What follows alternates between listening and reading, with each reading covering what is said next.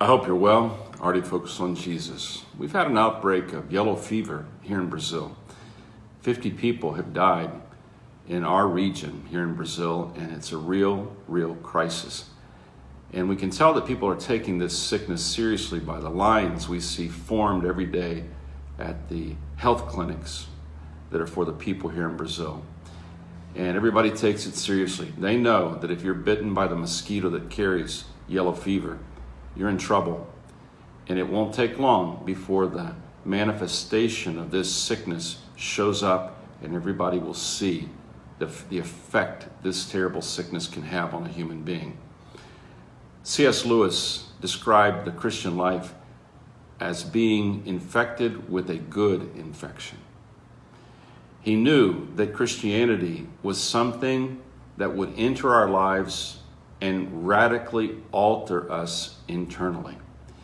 So here's the question. Do you have any doubt that if you were bitten by a mosquito with yellow fever that you would suffer the effects of that if you didn't have something to protect you from it? Well, here's a question. Do you think that the blessing of God can come on a human life and that human life not be changed, not be altered? Let's put it this way.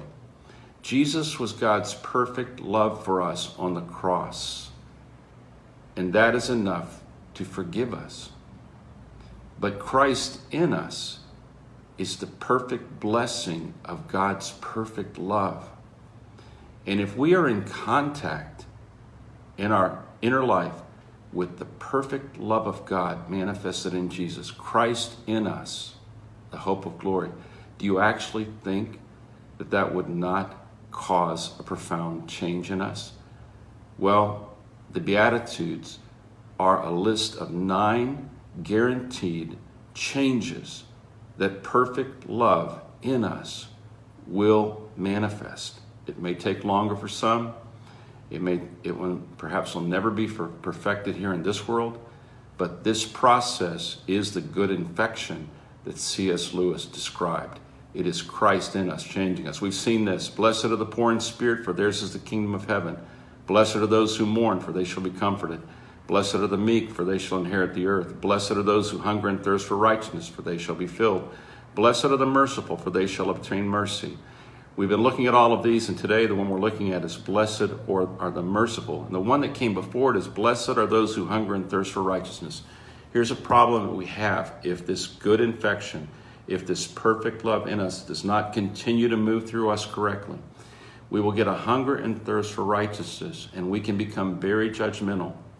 We can see all the mistakes everybody around us is making. And we can see clearly everything in categories of right and wrong.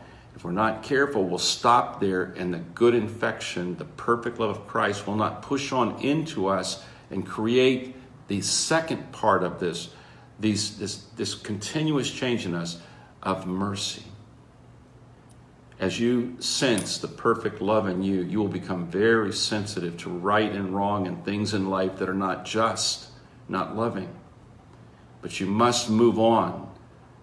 You don't abandon this perception of what is just, what is true, what is loving. But you must let it push on into you until it becomes mercy. Because the mixing of this perception of injustice without mercy becomes a legalism, and it's ugly. So God must push on through, but he has to alert us to what truly is justice. And we have to be able to feel it and see it and hunger for it and find it in Jesus. And then we need to turn out on this unjust world, not to condemn, but to take them to where they can be touched by Jesus' perfect forgiveness and also invaded by the life of Jesus so he can perfect their love like he's perfecting our love. It's a beautiful picture. Just meditate on this balance. Look in the Sermon on the Mount and see what perfect love will do inside of you and inside of me.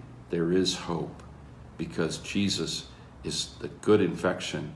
He is the perfect love that once it comes into us will never stop until it perfects our love.